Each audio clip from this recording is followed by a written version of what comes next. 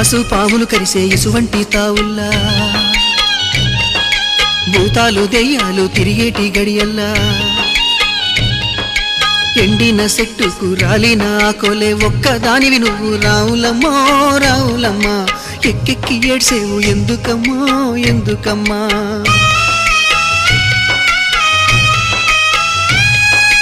ఎట్లా చెప్పుదునయ్య నా బాధను నా నోటితో ఎవరి చెప్పేది నా గోడును నా తండ్రితో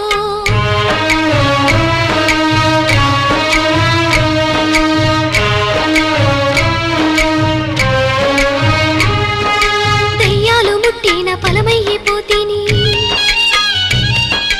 కన్నా తల్లికి నేను బరువయ్యిపోతీని నలుగురిలో మీకు నల్ల మగము చేసి ఆడపోరిగా నేను పుడితే